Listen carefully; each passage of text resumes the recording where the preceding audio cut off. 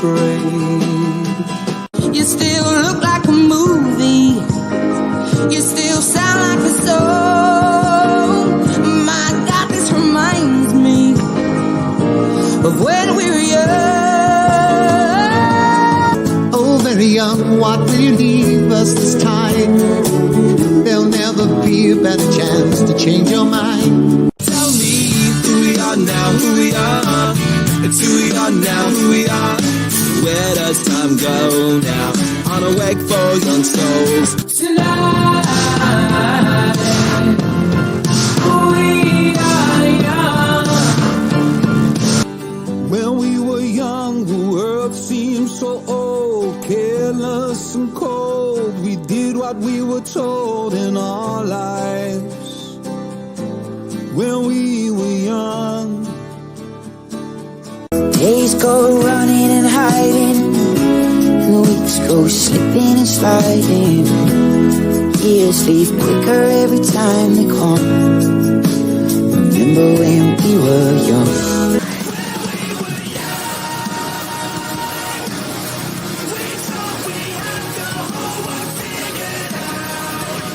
Young hearts be free tonight. Time is on your side. When we were young, it seemed life was so wonderful, a colorful miracle. Remember how everything was so beautiful. And we don't care about the young folks, talking about the young side.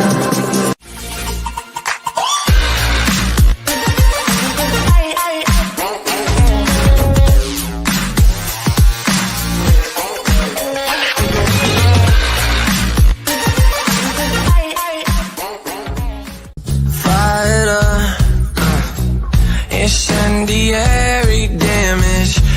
Welcome, everyone, to the official debate section.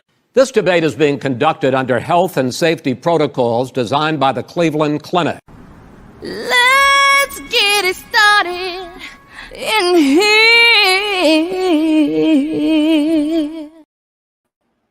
Hey, welcome everyone to this episode of Incendiary. We've got a full house. We're worried about you, Fanta, but glad that you made it on time. Hi, Fanta. Hey, How you doing? I'm good. How you How you doing? doing? Oh boy. So yeah, today's topic is a little incendiary, but it's got a personal twist to it too, to someone on the panel. And what we're going to be talking about is whether or not there's an audience for young adult comics. Derek, as our guest, we're going to ask you to pick a side to begin with. But before we do, well, no, actually, I'm going to go ahead and save that for the debate. So pick a side. Do you think there is an audience for young adult comics, or there is not? I think there is. I think there is. We're going to put you over here. Definitely. Okay. All right, Jake, now that he's picked a side on this debate, what does he do next? Derek, you have chosen a side that there is an audience for young adult comics. Now you have to choose somebody to take on this battle with you. Who do you choose among us? Peter, Ooh. myself, or Fanta? Ooh, that's a big one. Choose. Wow. No, I'm just kidding. I'm gonna take Fanta. Oh, all right.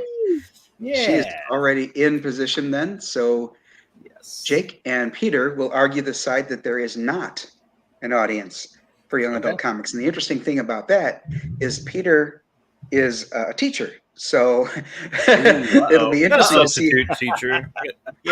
how he debates against that kind of thing, which is fine. That's what these do. In fact, let's do this.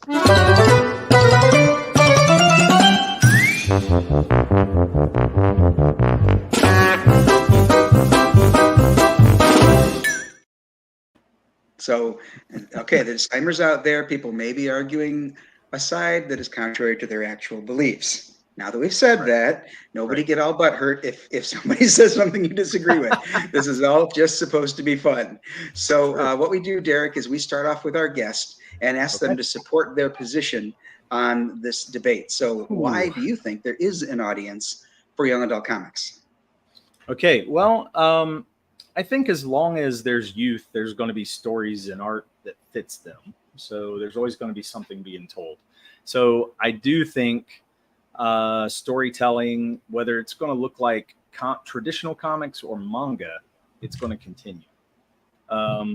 With that said, I'm going to jump right into manga. I mean, manga is kind of a continuation of comics anyway. We may not like the way it's looking right now because manga's taken over in sales and being the big deal right now. But manga's the punk rock for kids. They're attracted to that. It's not your dad's comics anymore. We want to push the edge. And so the edge is in manga. It's in anime. You know, it's out of our norm. The old guys, the guys with the white hair, you know what I mean? And so, yeah, they're leaving us behind.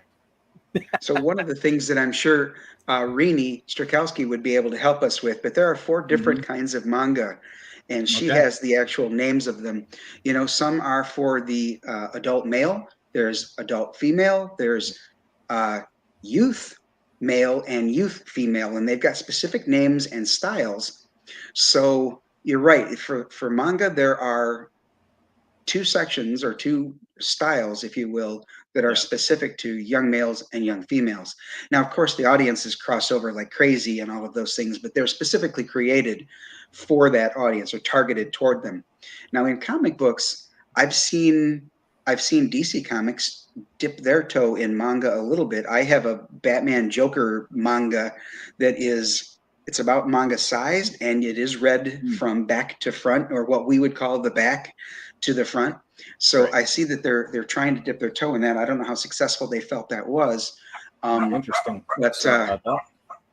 But looking at comic books in particular, one of the reasons I brought this up is I've had several people, teachers in particular, tell me, yes, absolutely, young adult comics are needed. They're necessary. It's sort of like a gateway, if you will, to these kids that are reading comic books as a tween or a young teen, to get them involved and in an appropriate way. But then we'll take a look a little bit later as to how the numbers are bearing, particularly on my campaign. But maybe it's specific to my campaign. We'll talk about the details then. Jake, I'm going to throw it to you. Why do you think there is not potentially an audience for young adults in comics? I think it all relies on the context of young adult, because we could throw Justice League right into young adult comics. But what has been the nail in the coffin for young adult comics lately is the self-insert books that we've been seeing. Like a great example is the I am not Starfire. Oh, Starfire's she definitely daughter that doesn't really want to, that kind of disowns her mother because her mother's like this goddess type alien, and then she is just, I don't know, Fred Flintstone's untalked about daughter, I guess. So who is supposed to be the father of that kid? Well, I don't even see Dick Grayson near the kids, so he ain't taking reins for that one. But yeah, I don't think it's Dick Grayson, because neither. It's probably Dick Poison Grayson Ivy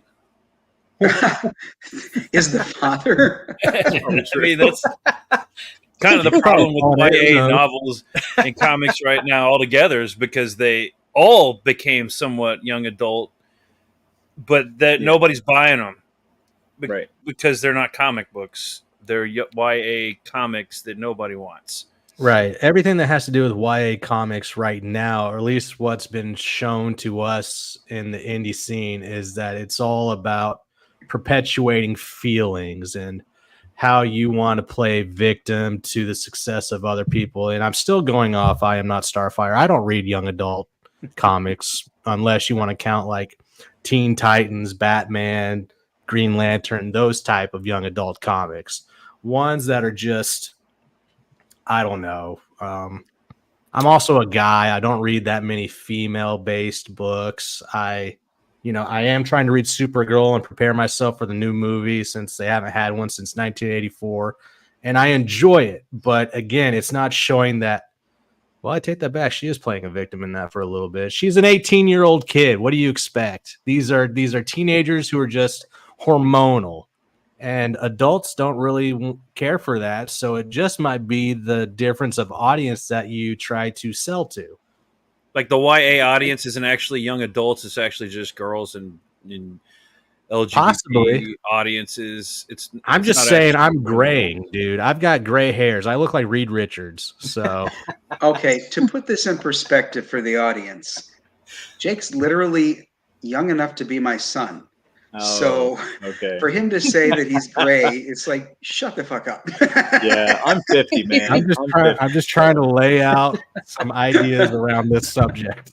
Okay, all right, fair enough. Fanta, you are on the side that there is an audience for young adult comic books. So what do you think? What's your take on this, Fanta? Well, I'm going to say that I hope there is an audience, and I hope that they somehow find their way to the indie sphere where you don't have I Am Not Starfire or, a pregnant Joker or, things like that. Right. So I think that there is an audience for it if we could just get it in their path. Like Derek said, there's manga that appeals to all, young adult to adult. I have one boy that's all about it. Well, two of them. And anime. But if we could just steer them clear of the crap, over to people that make comic books to escape, and they don't push an agenda in your face, I think that we would be all right getting young adults into the sphere to check that out. And I would assume Peter has the best chance of doing that. Yeah, he Me? might. Yeah, because of the fact that you have the access to the kids. You're a teacher. Mhm. Right. Oh yeah, Yeah. but I don't sell crap to kids. I talk and get Not them so into much- like comic books, but I'm not handing them YA comics. I would never do that.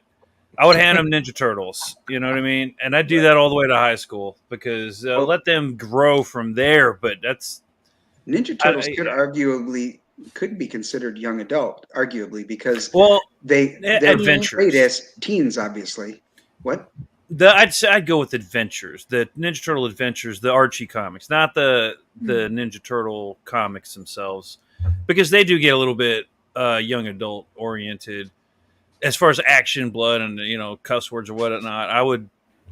I would do like Batman, Spider-Man. You know what I mean? That crossover was a really good one. The Ninja Turtles. I don't even think I could show them G.I. Joe. Probably not. No, you'd have to cross Ninja Turtles with Batman or Power Rangers. Power Rangers, I don't think would be bad. But the thing is, young adult like mangas or manga, whatever, however you say it. Mangas aren't comic books; they're comic book adjacent, and yeah, that market is really killing it right now. Yeah. But I wouldn't put that in the young adult comic book section. I It's sure I as think hell wouldn't. not any more than I would put like the comic strip section, or you know what I mean, like the newspaper Well- comic strips. If that's a thing, Dogman is to me a comic strip, not a comic book, like so many people want to call it. I don't. There are It's, certainly comic it's not books drawn that that way. are sorry. There are certainly manga books that you wouldn't want kids to read, like Berserk. No. Like the first couple Oh, of yeah. pages of Berserk, I'm like, holy shit. Yeah. I'm actually So- surprised a Chainsaw Man doesn't even fly in schools. Obviously, it's a lot of blood and guts and stuff. But Yeah. that His that only book doesn't. motivation is to touch some tits. How are you going to give that to a kid? Exactly. I had to confiscate a book, or I didn't, but the school confiscated a copy of that book Okay. last Well, year. there are certainly manga That's though, how I that read it. are directed toward a youthful audience. I've seen some of those on the shelves. So yeah, you've got to be careful which manga you allow a young adult to read or to look at. And 'Cause young some of adult it is- comics these days are more, like I said, are meant for girls with this, or the LGBT community with the Robin comic book. And what would you consider a young adult comic book outside of the original Batman? You know, the classics. Everything is going towards like politics, it's like all Fanta about, was saying. it's all about the context and the content within the book. I mean, young adult comics are everywhere. I mean, like I said, I believe that almost all comics are young adult. But what are you selling within the pages? What is between those covers? So And more often than not, a young adult comic has a teen protagonist. Percy Jackson would be a young adult movie, for example, and there were books too. But Harry Potter would be a teen protagonist. Things like that. Divergent and Hunger Games, etc. So the teen protagonist facing challenges, going through the hero's journey, and growing up, coming into their own skill set or their own maybe powers. I don't know. It could be just skill sets, or it could be they find out that they are. It's a trope, I know, but the chosen one or of royalty or something like that, and that makes a difference in their life. But they first have to go through the hero's journey.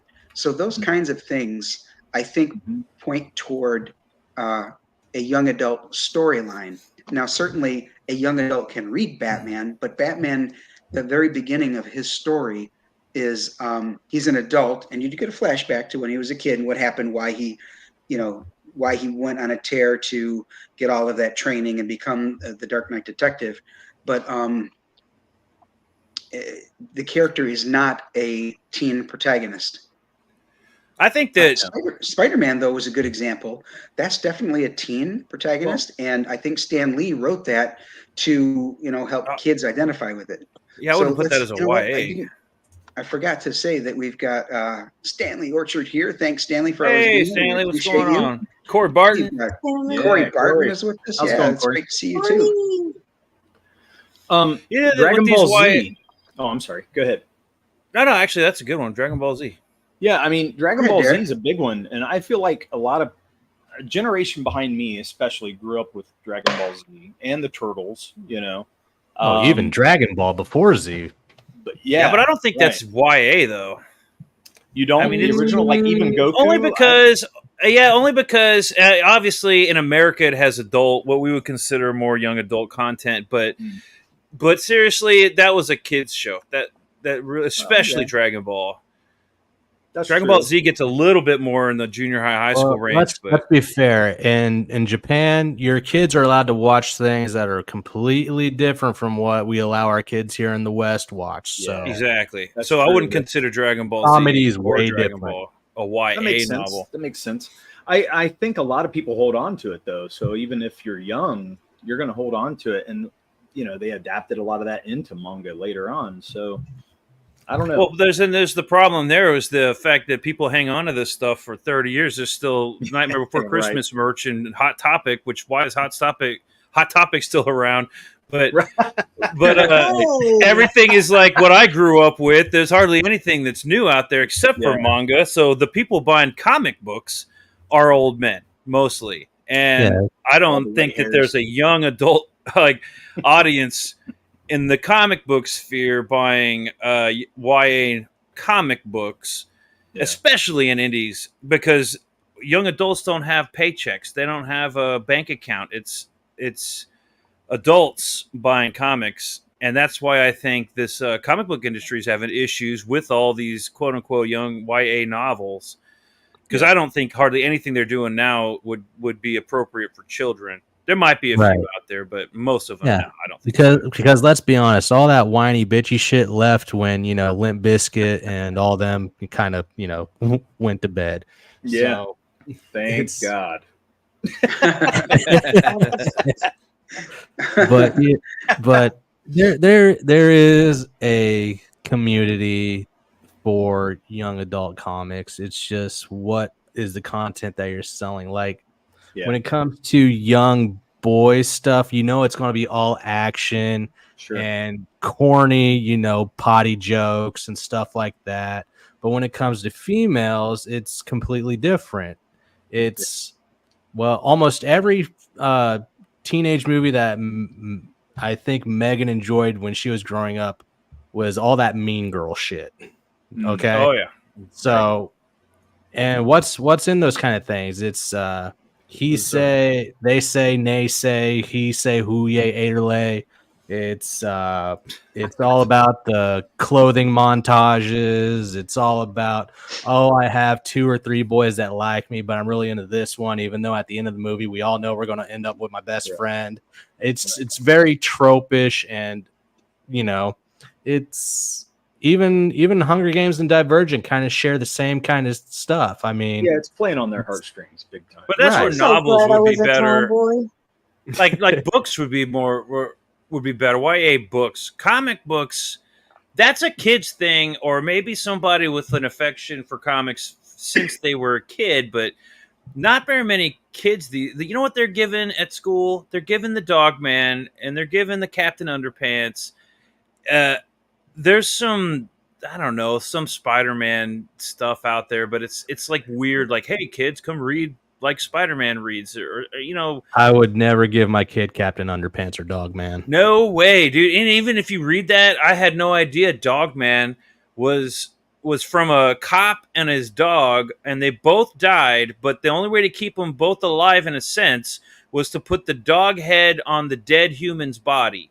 That's what Dog Man is. Wow, I didn't know that. No, I don't think very many people do realize dark. That. Wow. That's what Dog Man is. And Didn't they do the Mars Attacks? I got to give him a fist bump, because he pulled a fast one on the masses, because everyone reads that shit. All these kids are reading it. Corey's got a great point. He said, ain't YA just that cheap webtoons BS? And you know what? Webtoons is the place for millions of sites that are related to like YA stories. But to Jake's point, they are mostly emotional. He said, she said, who loves who, who's sleeping with who. Yeah, it's shipping. It's shipping shows. Yes. Yep. So it's like for weirdos. Shipping. I'm not weirdos. It's for shipping is weird. Girls. I don't care if anyone says otherwise. To it. What? The whole concept of weird. Shipping. We're talking about the same thing, right? Yeah. I get offended when I hear that term. It's like phrases that piss me off. It's like that. It's like that show RGWBY or RWBY. Oh yeah. Okay, I try to watch that.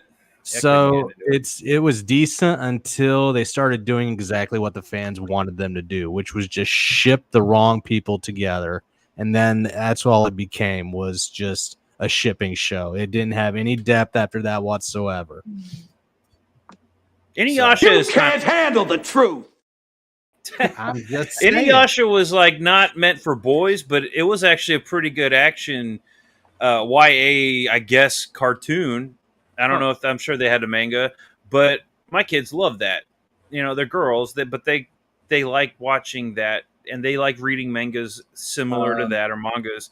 What about Naruto? But I try to get them to read a comic book that's similar, and they're not interested in. I was still in high school when before Naruto even got big to the main, because I read Naruto off the internet back when BitTorrents were still a thing. Oh yeah. So, I loved Naruto. Consider that YA? I feel like that's kind of YA, right? Oh, that's definitely YA. I think it's as YA as Dragon Ball Z is. You don't see high schoolers as much, or college kids running around with their Dragon Ball Z toys. You see third graders. Are you sure? You're just not in the right dormitory. Maybe I'm in the wrong school, but my son was in I don't like love Naruto. Yeah. Kids, I liked Dragon Ball Z, whatever, in high school, but I wasn't like, I don't know, kids are getting older these days, I guess, because I don't go to the high school that often, but they don't have, you don't see junior high kids running around with toys. Yeah. You know what I mean? But every elementary school kid has a toy, the Dragon Ball Z toys. Well, in high school, you're worried about getting laid and trying to pass with a 2.0 GPA.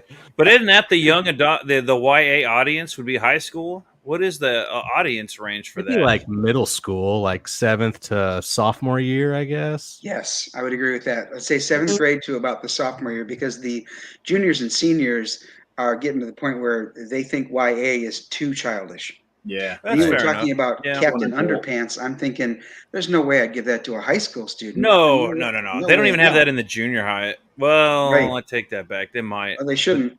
They shouldn't, but there's a lot of books that they shouldn't have in that. Like, you'd be surprised at how many girls when we lived in the boarding school, when we would take the buses home through the state to drop off kids at different locations to get picked up by their parents, all the girls had those romantic novels that you find in the Walmart shelves. Just, the dude with the shirt like blowing in the wind, showing the 8-pack and text. And I'm just like, you don't need the book. I'm sitting right next to you. Let's, steam some windows. What are we doing? Speak for yourself. I was alone in my Jeep. Like, I actually had a vehicle and I'm reading comic books all by myself. Santa, you And thought that was skateboarding. funny. Was that your experience? I was not okay. Obviously, I was a young man and wanted to like go and have some fun, but I was more interested in art and skateboarding and having actual fun, like doing crazy stuff. I was not, Fanta answer. and I didn't care what anybody said. I was reading comics. Okay, Peter. Fanta.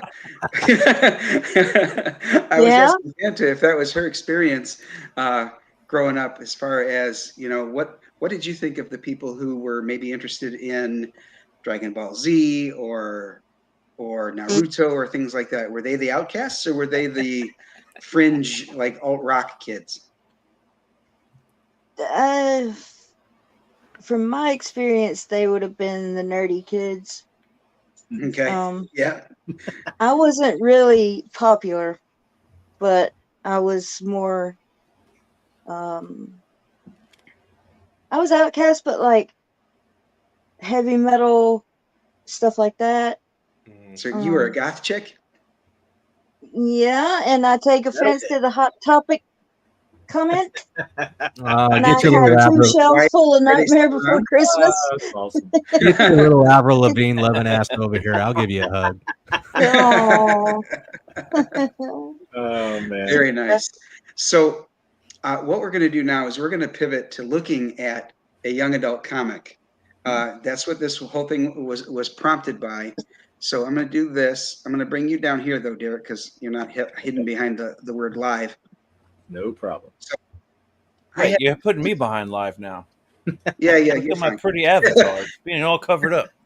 All right. So I have an exclusive license to adapt an award-winning young adult trilogy into comic book form. Now, award-winning means it sold very, very well, this young adult comic book set, novel set, a trilogy. The protagonist is a teenage girl, and some of her adversaries are adults, but for the most part, she's dealing with other teens throughout this whole story. It's a hero's journey, just like we were talking about a while ago. And I had a lot of folks, well, I say a lot. It felt like it was a lot. It was certainly more than a handful of people tell me, oh, yeah, that would be great in the indie sphere. We need more of that, is what they said, okay? So what I want to do is I want to go through this campaign, not as a sales pitch, but instead I'm asking the panel to critique, like, what about this do you think is not appealing to the audiences? And I'm going to scroll up here in a second. So this is the art for the cover. It's the main cover. There was another cover by Renzo Rodriguez. Here, this scene is from inside the book. So, in my opinion, the covers were great. Maybe you guys have a different opinion. We'll talk about that in a minute. But this has been on Fund My Comic for 9 months. Wow. I went on 60 shows to talk about this comic book. So it's not as if I didn't put it out there in front of the indie sphere or the people who backed Siamese, the people who backed Projectile Reptile. I have 10 backers in the span of 9 months. 6% raised. 5,000 is not a low goal, but it's not terribly high. There's only 64 days left in this campaign. It's looking like we're not going to make it. And this is an all or nothing. So if we don't reach the 5,000, the book doesn't happen. So it sounds like I'm talking sour grapes here, but I really want to make this a learning experience, both for me and for anybody else who's watching who might think about doing this kind of thing. I mean, the storyline is a proven storyline. I didn't write it, so I'm not patting myself on the back here. Janice Hardy wrote it, the trilogy of novels. I read this trilogy. Yes, not a young adult. I read the trilogy and really loved it. Corey's already given his 2 cents. So Oh, he is. Okay, let me go back to StreamYard here. So let's see. Okay. The colors, yeah, you know what? The cover, the main cover, it was difficult to get that colored in a timely fashion. As far as needs hotter babes, I know where you're coming from, Corey, but these are teenagers. So in fact, I can tell you this much. The first cover that Renzo Rodriguez submitted to me was made, the main character is Naya, made her way too hot. I mean, he draws sexy females. He made her like very curvaceous, very chesty. And I'm like, oh, dude, this is a 15-year-old. So are you selling to a young adult audience? Because that might appeal to a young adult audience. It might be distasteful for an adult audience. Yeah. So have you met the indie scene? Yeah, but this is that is a conundrum here, is that it is an indie scene where most of the people are adults with bank accounts buying this comic book. And so if you're appealing to a young adult audience, that means you're expecting an adult audience to purchase this for their children. Okay. So that's like if you were buying it for your daughter or daughters, would you want her to have huge tits and a really curvy ass? Well, that's the conundrum, because I wouldn't buy this for my daughter. I would buy, like, I bought that comic book that Kelsey Shannon did. What was that one about the Viking girl? That Nora's Song. What's that? Nora's Song. Nora's, yes. That was amazing looking. The story was awesome. It sounded awesome. I hadn't read it yet. Yeah, and I saw that and was like, that's a cool story that I would like to read, and that I think I could actually hand down to my kids and let them read as well. And so, well, first of all, the artwork, and you can't beat Kelsey Shannon when it comes to. I was going to say, not everybody can beat Kelsey Shannon. Sure, but when you're charging roughly the same price as Kelsey Shannon, you gotta compete with Kelsey Shannon. That's just the market, you know. Yeah, I do agree with Corey. The colors on this, and I would say even the title, don't appeal to me on this right off the bat. If I was going to be sold this comic book, I would probably need more than Janice Hardy's. I don't know who that is, and I've never heard of the Shifter. So selling me on the idea that this was an award-winning or whatever a series, that ain't going to cut it. I need something that's going to appeal to me to want to give to my kid. You got to go through like multiple steps, because we're not at Walmart. Or in I can't say this enough. We are doing all this out of love, and we're all friends here. I've actually thought about doing a show going over campaigns and talking about these kinds of things that I think are, it's hard love, and I'm not like I'm very blunt. And to be fair, you have 2 artists talking to you about the art, so I mean, that's valid, right? I do agree with Peter. The first cover is not a gripping image. Now it's not terrible art, and I think the colors would help it if it was colored a little different. But because you're introducing us to this character, I just think this cover doesn't make you go, whoa, what's this? It's the Shifter, and you're showing us 7 people or 8 people. Yeah. So I don't even think the art would look that bad. I think the colors are a little bit too, they're glowing too much.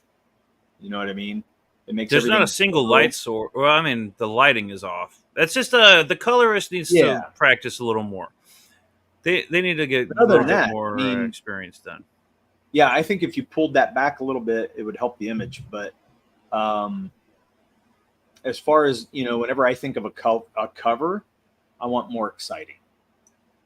So that tells a story. Like we're always talking about, or I'm always hearing on Ethan's show, Tony's talking about, when he's critiquing comic books and stuff, and he talks about how he did covers for his books back when he worked for DC. He would try to tell a story, and it's important to grip the audience. I see this, and I see like 100 DVD covers. They're split in half. You have half the main characters or whatever on top, and something going on the bottom. But I know nothing about this story based on this cover right here. That's it needs to be a little more gripping than that, and the colors don't help. When we're done, I'm fine. Like we've established, the colors need a little bit more work. Yeah. The second cover though is a little better. If you scroll down to the next cover, yeah, this is a better cover. Yeah, it's got more tension to it, so it makes you go, okay, what's going on? Why is this guy? Yeah, there's something happening here. Right. Now, I think the composition needs a little work, but that's besides the point. Like, this is a much better cover because something is at least going on here. I still think the title, that the title isn't very gripping. I know that's the title of the story, is The Shifter. Is that the design that the author came up with? That's right off the covers of the novel. Let me see if I can find. I think I have it down here. Pictures of the novels. Oh, maybe not. Okay, so that's straight up from the book, and you're not. Yeah, I'm taking the logo, the font for the logo right off the book. That does sell. I could see that on a hardcover book, but not on a comic book. I see that, and it's just a little bit of yellow on a page. It doesn't stand out at all. Like I would need something that stands out. But I'm curious, Dojo, what made you want to do this comic book? I know you've got the Dojo Kun Comics that were which is an interesting thing. You got Dojo Kun Chronicles, where you wanted to do your version of all these mainstream characters, and kind of what would you do if you had them? That's a kind of an interesting concept. But taking another story, was it just what was the motivation behind that? So I read the trilogy and found it to be very much like Hunger Games or Divergent. I thought that this, based on the fact that I really enjoyed the trilogy, I thought this would make for a great comic book series. So I reached out to the author. There's a bit of a story there as to how I found her, but let's not get into that. It's kind of beside the point. So yeah, I reached out to the author. She was excited. She and her husband are also comic book fans and thought that this would be a great vehicle to reignite interest in her novels. And then the two of us could, cross market the novels and the comics, for example. And, our lips to God's ears, we were hoping that somebody, would see this in novel form and or comic book form, and then compare it to Hunger Games, Divergent, and maybe make it an animation or a movie. So she was hoping to get a little bit of that comic book audience that you're a part of, and you were hoping to get a little bit of that novel audience that she had, and hoping that like mixing the two might help generate some kind of like some support for it. Yes. And excitement. Exactly okay. Right. Yep. And the interior art here. Sorry, do you know if she helped promote the comic any on her side? It seemed like it wasn't much, to be honest with you. I don't know if she was confident that this would get legs. And I mean, if she were to open the campaign and take a look at this, she might have said, yeah, there's no chance. So it may be a self-fulfilling prophecy, honestly.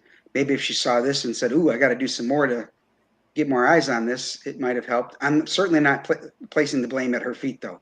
Not at all. I don't know if this is a good. I don't know if this is a good crowdfund type of comic. This seems like it might have been something that is. I hear about these. I don't know much about it, but these weekly is that webtoons? What is that where you have your I'm going to release a little bit of the comic book at a time, and you subscribe to that. This seems like something that should be in that kind of space. Yeah. But I think you're right. She could have marketed more, but the interiors are okay. I'm not seeing art that makes me go, "Oh my God, I wouldn't read something like this." I mean, you know what I mean? Sorry, you got a little quiet. You're not seeing art that would make you go, what? Oh, it just make me go, "Ooh, I don't like it," or something. I mean, I think the art's fine. I've seen comics way worse than this, crowdfund for way more. But I think you're right. I think it's like reaching out to the right audience. And if you look at Corey's comment here, he's saying, the audience you're looking for isn't going to be looking for it on Indiegogo. Yeah, I agree with that. That's 100%. A major point, man. Kids aren't on here. They're just not. No.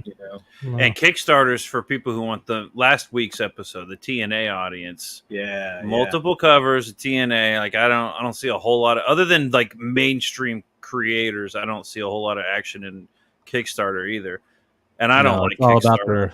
It's all about the Super Plumber Sisters and My Witch Academia, which is 20 variant covers of like an NSFW cover and like 10 of each, Yep.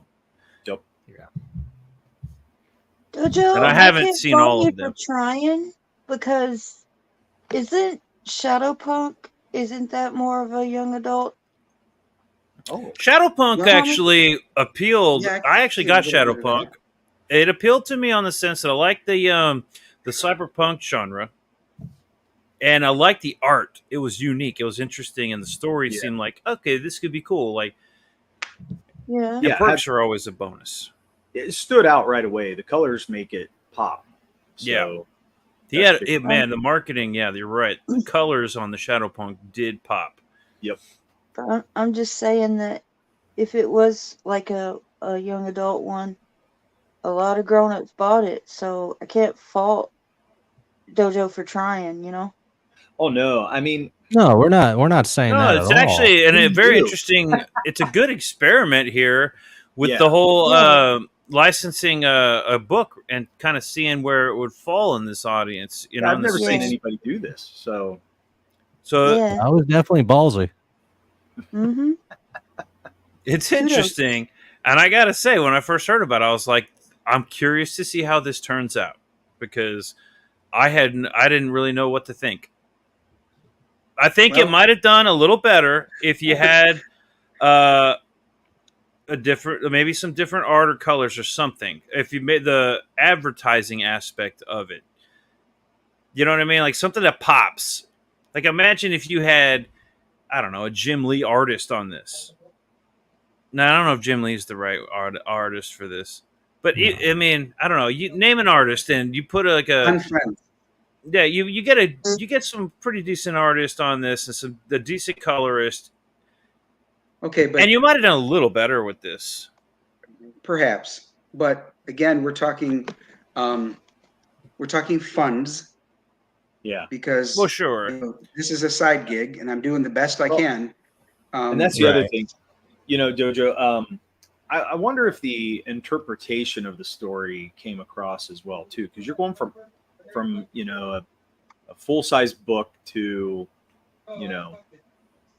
comics, which means the story has to be condensed for comics, right? And I think that's a really hard thing to do anyway. So the intent here, Derek, was to for each novel have 5 comic books. Oh wow. So the potentially was that a logistical decision, or was it like I think I can plot this like okay, I got all these books I got to condense into a comic book. I'm estimating, but did you like actually think about how that would be condensed? That's I scripted them all. Okay, because I think whenever you do that, I know you're trying to still tell pretty much the same story, though, right? Right. But in a book, you're used to a story unfolding much more, I don't know, even slower. Comic books seem to be a little more fast paced. I don't know if if maybe that would help, or just to see more Well, action quicker or something like there's that. absolutely some merit to that, but at the same time, you can tell 5 pages worth of prose in a single page of a comic book, because the picture tells a lot of the story. You don't have to describe what she's wearing. You can see it. It's right there. So no words wasted on the fact that she's in a green jacket. No words wasted on trying to describe Danello's blade, the way it's, it's funky, the way it's got that like moon shape in the middle of it. That would take forever to try to explain, but there it is drawn on the page. I don't have to say a word. You can see it. So that helped a lot. I think that this comic book in particular took, I think, 90 pages of the novel into this 22-page comic book. Wow. Okay. And how much are that is? Oh, here's another thing. Can you scroll up? I think. Like, what's the primary book? Elevator here? pitch? Not the pitch. I want to see. Okay, a 22-page comic book. What am I paying for that right off the bat? 15. That's too much. For 22 pages? Yes, the 22-page is the smallest version of a comic book you can get. If you were to go to a store like X-Men, I use X-Men 1, Volume 2, whatever, the Jim Lee X-Men we all know. That was a 32-page book, if I'm not mistaken, or something like that. Roughly 30-something pages. That was $5 back in the 90s, mind you. But I'm looking at that being the premise of a modern standard comic, is because you can't have 22 pages of a book without some advertising or something extra in there, like to make it a little bit bigger, to fluff it up. You can't charge $15 for the smallest version of a floppy. Okay, that's too but much. Crowdfunding, Peter, crowdfunding never charges what you're going to pay. But they have stretch goals that help incentivize you to get to that point.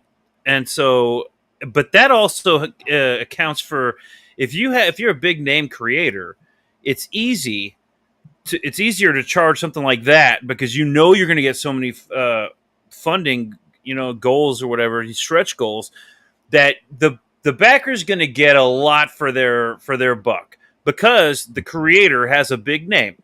And all right, so essentially, then, you could even buy it. Crowdfunding is not for people who aren't pros. No, what I'm saying is that a pro knows he's going to be able to offer a lot more for his comic book and do $15. Here's an example I have. So when I did Cobalt Atlantis Thrashing, I did $20 for a 32-page book, free shipping. Okay, that was just to get it out there because it was my first go around.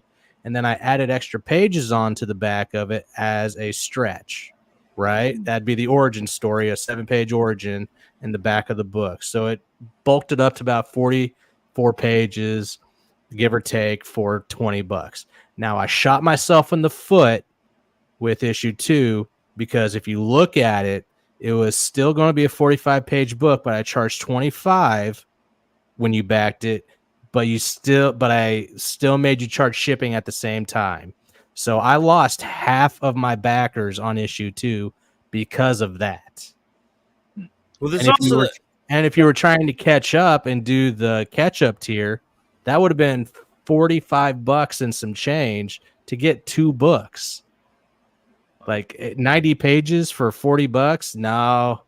No, see, I shot myself there, which means issue 3, I got to go and I got to ramp it up and make it even cheaper to try and get people back in. That's why I'm trying to do Brother Kip first to make a bigger book, and maybe that can like trickle over to help me get issue 3 to where it'll break even without killing me. Yeah, and one of the incentives for a bigger name is you're kind of buying a collector's item, right? So that $25, you already know you're going to get somewhat of a collector's item, even if there were no stretch goals. But then you get stretch goals on top of that. And so the problem with the smaller creators is charging that same price tag, which is, I think, a necessary price tag, because you can't charge $5. Like Alterna has a hard time getting, and they're amazing comics, and he still struggles to get, anywhere near one of the smaller Comicsgate Kings. Yeah. One of the smaller campaigns. You know what I mean? He struggles to get up to that point, like 40 grand or whatever. And his comics are really good, and he has a value to what he's offering.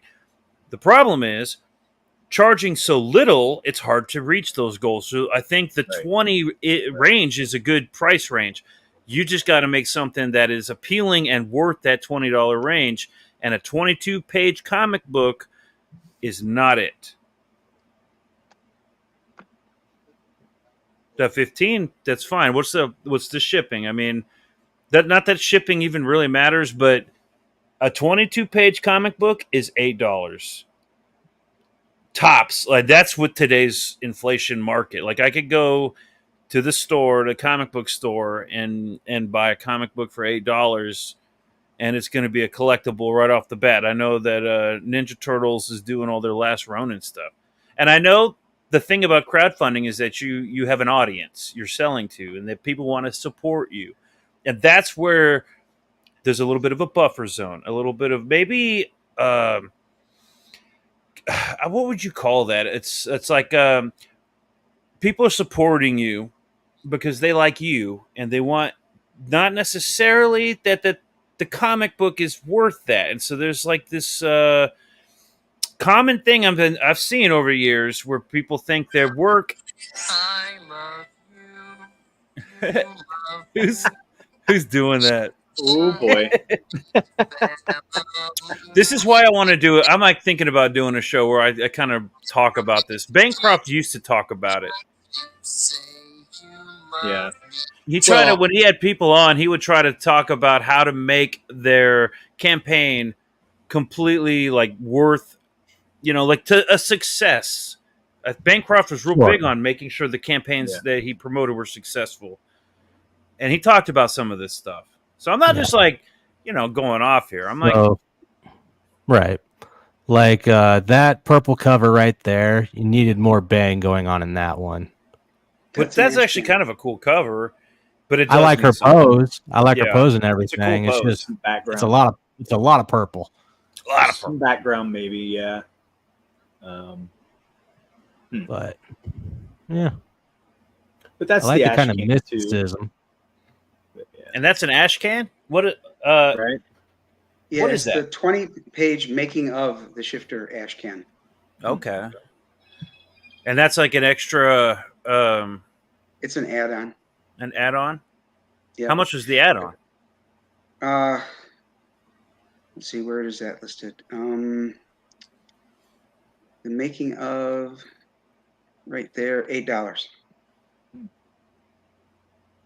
That's And not a then bad add-on.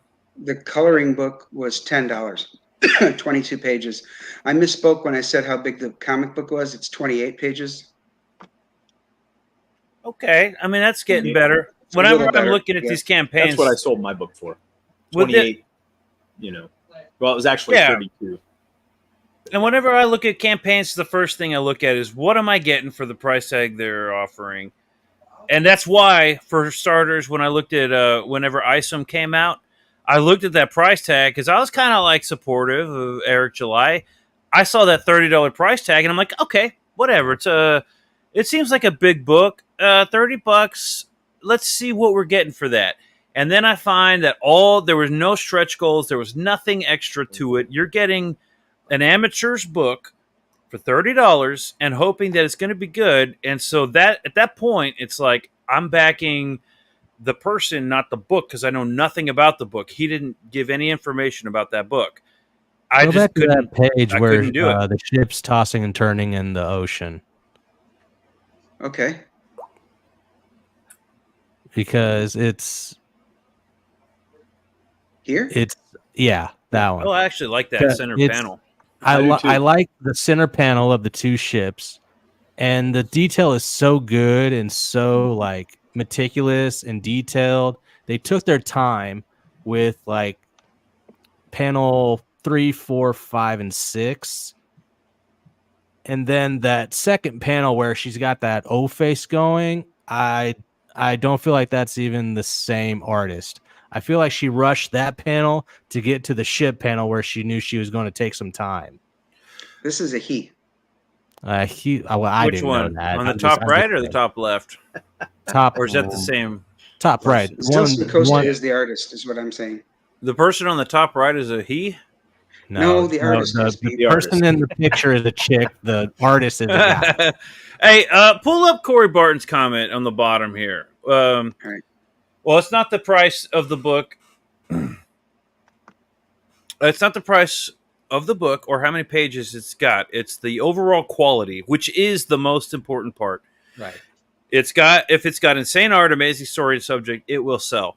I will say, well, you don't know the story till you've read it. Just like Pete was talking about Nora's song before, he said it looked like it might be good, so he backed it because of the art. Period. we also explained a bit of the story and the Norse mythology aspect of it, which I like Norse mythology. So, Okay. but you've got Narwhal here. Like recently, just got apparently working on a book with Mark Miller. Start on his art. Yeah.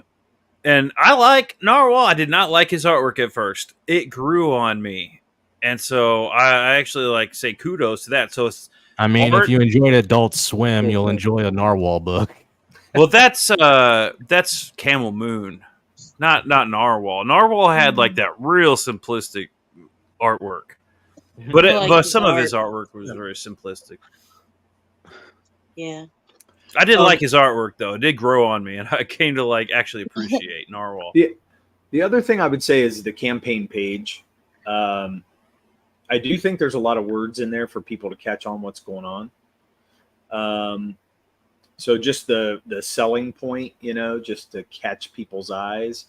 Like this top part's fine, but whenever you get down to the story and you're talking about, your Janice Hardy's, and you're going into all that right there. Oh yeah, all that's that. a lot for people to read. So I don't know. You may want to condense that down to maybe 2 paragraphs or 5 bullet points. Can you condense that into like into a JPEG, where you basically have in a sentence some advertisement, some exciting? What was it, Captain? There was that comic book we did a while back on the show where it was Captain. What was it? Where it's like a loophole. Who was that? Oh my God, Kleinbottle, Captain Kleinbottle. Oh yeah. Okay, so that comic book was Jupiter. It was the Jupiter comic book.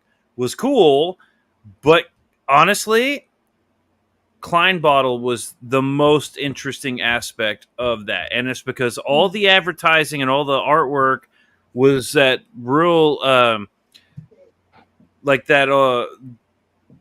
that classic comic book style artwork. You know what I mean? Retro.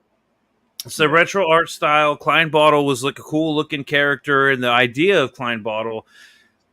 When I read that part of the comic, I was like, man, I want nothing but more Kleinbottle. To give me a whole comic. I don't care about the Jupiter story or the, all the extra. There was a lot of cool story ideas in that, and I'm not knocking the comic book as a whole. I'm just saying Captain Kleinbottle was the advertising aspect of that comic book that sold me, and I want more Kleinbottle.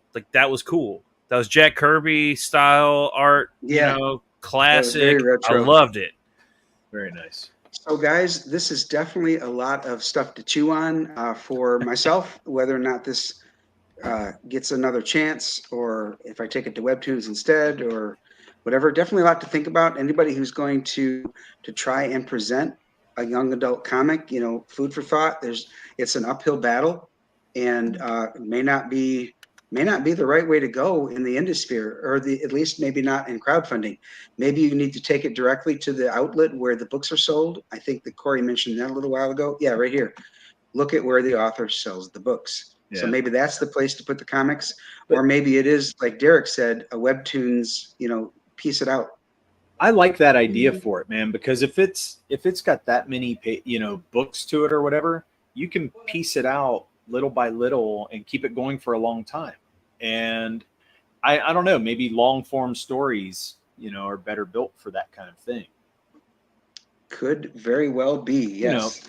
Yeah, I mean, just my experience when I was working with Murph, he wrote his stuff out like it was in a book form, and then he had to condense it, down to comic book form. And he said he always talked about how hard that was for him, and he had to leave out a lot of stuff and cut a lot of things. And and I think that's just the way the format is, for one thing. But two, comic books need to have some excitement pretty much off the rip, and because it's a new thing for people, because you're getting a new audience, you're having to hook them early. So you can't let the story build too slow, because like books, you can take some time and get there, but the book, like the comic, needs to open pretty fast. Yeah. So every comic book I've ever read always opens with a fight scene. Yeah. So the very first page of The Shifter is her trying to steal eggs from this chicken and being confronted by the kid with the sword. And then the owner comes out, and there's a chase scene, and we it's don't like the Bonnie and Clyde intro. Just kidding. All right. Because Clyde was all about stealing chickens. Yeah. One jump ahead of Hitman, one swing ahead of sword. You got to have some kind of like intriguing, the first 2 pages is like what you got to get somebody hooked on the book. Yeah, yeah. Well, and I think, maybe the cover would help do that too. So. Okay. Let me see. We've got one more comment that we haven't taken a look at here. Oh, Mo Biggs. Mo Biggs popped in. Yo, hey, Mo. Mo Biggs. Thanks for being here. Always good to have you. Unfortunately, you came in at the last second here, because we wrap it up at around 11, and that's what we're going to do. I want to thank you guys for coming on, for being honest, and the tough love. Next week, we're going to have Jeff Beinecke on. His comic book is called The Craig, and we're going to be talking about hitting the campaign bricks. So hopefully you guys will be with us next week on Incendiary.